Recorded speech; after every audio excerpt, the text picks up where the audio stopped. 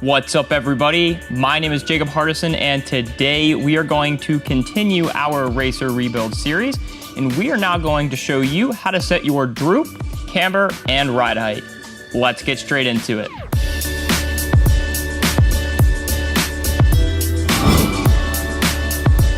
So now we know how to glue our tires, we know how to rebuild our shocks, we know how to rebuild our diff, and we know how to clean our car. So what's the next thing we have to do before we go to the track?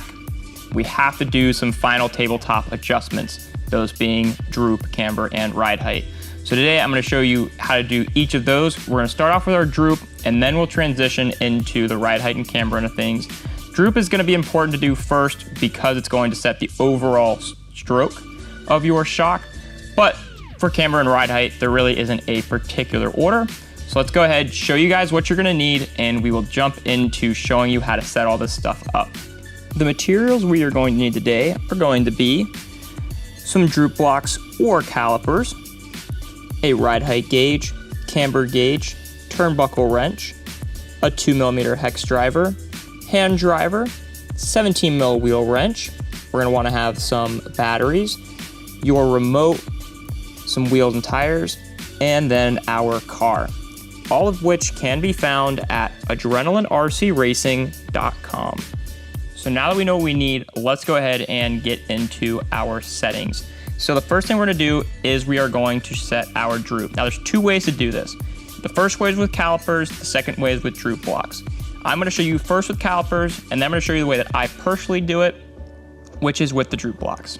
So the first thing we're gonna do is we're gonna rotate our car. We're going to take our set of calipers, and what you're going to do is you're going to measure from the center point of your nut to the center point of your shock mounting screw. So let's say, for example, we wanted our front droop total stroke length to be set to 102. We'll take our caliper, we'll extend that to 102, and you can do this digitally or analog, whichever you prefer.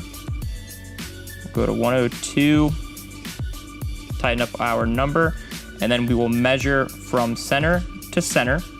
And if we don't have a perfect match, let's say it's too long or too short, you'll take your 2mm, you'll put it in your droop screw in the arm itself, and then as you tighten it or loosen it, the arm will raise and lower. So if I tighten it, for example, you can see our arm raises, and then as I loosen it, you can see our arm lowers. Now the way that I personally do it for my TLR vehicle here is we will set our calipers to the side.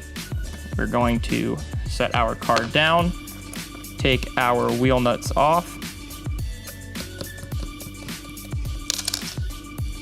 and then we will set up our droop blocks.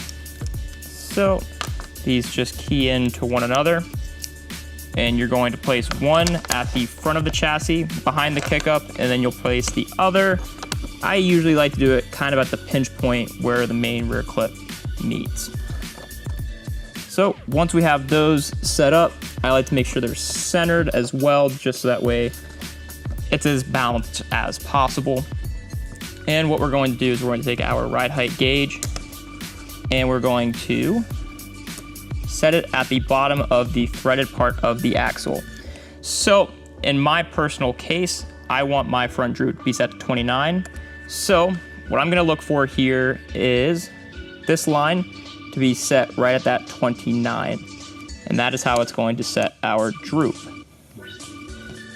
So we'll take our 2.0 here, and we're going to raise the front till it gets to 29. So there we are at 29. It's the exact same process on the rear. Set it on the threaded part of the axle. Take your 2mm onto your droop screw. And in this case, I'm looking for 25. So we're going to raise the arm until we hit 25. Now from this point, my droop on the driver's side of the vehicle, or the left side of the vehicle, is now set. So we can go ahead, flip over, and get our other side set. I'll do that off camera. And next we are going to go ahead and set camber. All right, so I went ahead and finished setting my droop off camera, and then I put some batteries in the car and put some wheels and tires on the car. That way we can now set our camber. The reason for the batteries is that it helps to add true weight to the car. That way it's in the exact same scenario as when you're on the track. And it also makes it to where we can turn the car on. To set camber on a C-hub car, which is what we're working on here, it is important that your steering rack and turnbuckles are set centered and are evenly adjusted. As long as those are set, then we can go ahead and get camber going. On a pillowball car, you won't have front camber to set because that'll already be done with some shims on the upper arm, but you will still have rear camber. So what we're gonna go ahead and do is first, I'm gonna show you our camber gauge here. So right now it's set to -2, which is what I'm going to be set on this. But if you wanna change it, you can loosen this nut here, and then you can move the gauge up and down, more or less positive or negative. So we're gonna go ahead, we're gonna turn the car on. That way we are all nice and centered up, and we will go ahead and set some camber.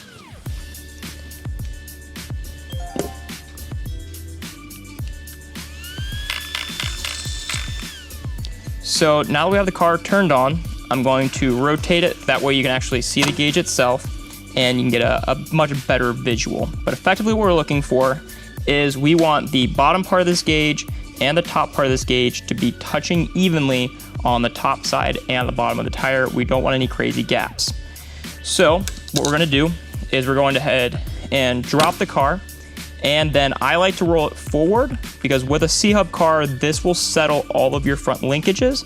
Once it's rolled forward, now we can go ahead, take our gauge, and we can see that the top is touching, but the bottom isn't touching.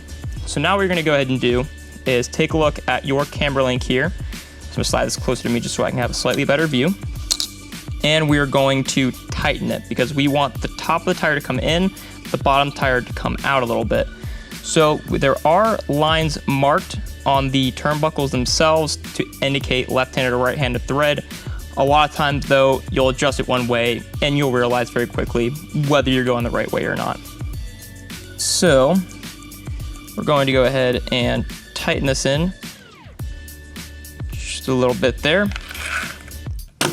We'll re-drop the car, roll it forward, put our camber gauge back on, and you can see I went a little too far, so we'll give that half crank back. And we'll go ahead and check once again. And in this situation, now my front camber is nice and set. And if we move to the back, back looks pretty good as well. We'll go ahead, show you a side view of this. Drop the car, roll it forward. So this one's got to come out a little bit on top, so I need to extend my link.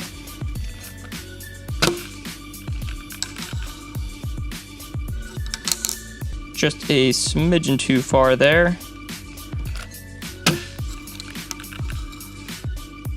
And now we're all set to go. So now you've seen both a side view and a front view.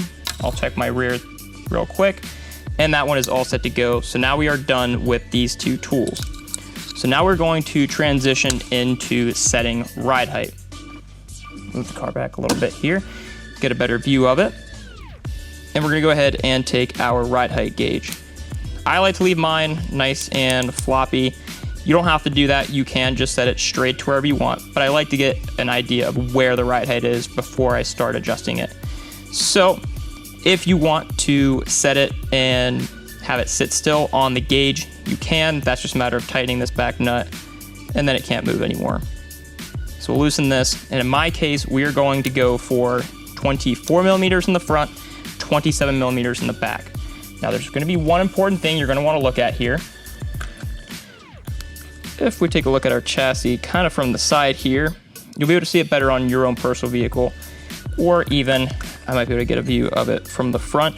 You can see at the very, very front of the chassis, we're gonna have some kick up. So you don't wanna measure there. You wanna make sure that you measure flat and flat. Usually what you'll do is you'll go just behind the front gearbox screws and just in front of the rear gearbox screws. That way you're always on a flat part of the chassis. It's not been super worn. You're gonna get a consistent reading. So we'll go ahead, drop, and you wanna have the car roll forward just a little bit. And then we're going to take our ride height gauge, put it just behind that front gearbox screw, and drop. So in this case, we're about 23.5. I'll move you guys here that we can get a better view of that. So we are going to go ahead and raise our car just a little bit. So I'm gonna lower both collars, drop and roll the car. And we still have a little bit more to go. So I'm gonna, again, rotate the collars downward just a little bit. Drop the car, let it roll forward just a smidgen. And we're just about 24. And just to make sure we're all good, we'll go ahead, drop it, roll it one more time. And it looks like we are set. And we'll do the same thing on the back of the chassis. This time what I'll do is I'll try and get you a slightly better view here. And we are right about 27, but I'll go ahead, lower these collars just a smidgen. That way we hit exactly 27. Now, if your ride height is too high, then you can go ahead, raise those collars, take preload off the back of the shock here, and then that will lower it. And then as you tighten the collar down, you add compression to it, you add load to it, then you're going to raise your ride height. So now that we have done all of that, we are just about set to go to hit the track. We'll grab our body here. I don't need body clips, but we are all set to go. Our car is totally rebuilt and set up, and we are ready to hit the track. So I hope that this has been helpful for you guys, and we look forward to seeing you hit the track with your freshly rebuilt cars here in the near future.